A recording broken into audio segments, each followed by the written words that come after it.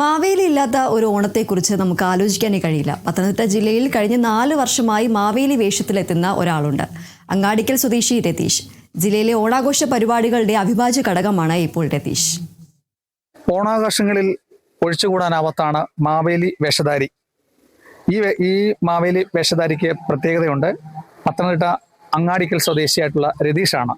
മുൻ സൈനികനായിരുന്നു.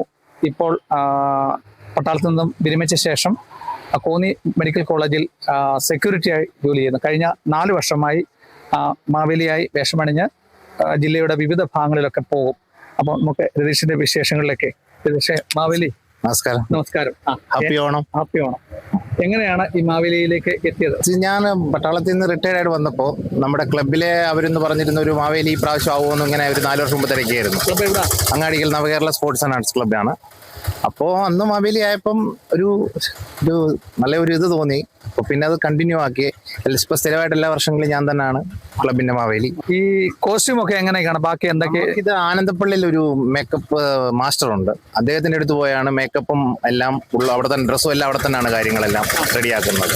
ഇത് വാടകയ്ക്കാണോ അതോ സ്വന്തം? വാടകയ്ക്കാണ്. മുഖത്ത് മീശ ഒറിജിനലാണ്. ഇതൊരു 3 മാസം കഷ്ടപ്പെടണം ഇത്ര ഇങ്ങനെ മീശ ആക്കണമെങ്കിൽ. ഈ ഓണത്തിന്റെ സീസൺ അടുക്കുമ്പോൾ ഒരു 3 മാസത്തേക്ക് ഈ മീശ റെഡിയാക്കും. ഓണം ഒരു സന്തോഷത്തിന്റെ ദിനമാണല്ലോ. അപ്പം എന്നെ കൊണ്ട് കഴിയുന്ന ഇതാണ് മാവേലിയായിട്ടൊന്ന് ഇറങ്ങും. അങ്ങനെ ചെല്ലുമ്പോൾ ആൾക്കാർക്ക് ഒരു സന്തോഷം ഉണ്ടാവുന്നു.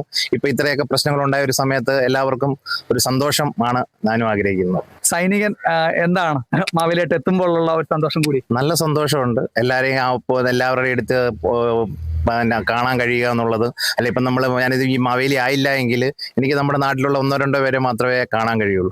മാവേലി ആയി കഴിഞ്ഞ് എനിക്ക് എല്ലാവരുമായിട്ടും നല്ലതായിട്ട് സംസാരിക്കാൻ കഴിയുന്നുണ്ട്.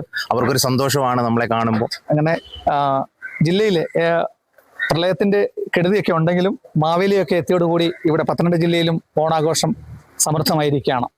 ക്യാമറമാൻ പ്രദീപ് അങ്ങാടിക്കലിനൊപ്പം Prasad MJ, Kerala Vision News, Pathanamthitta.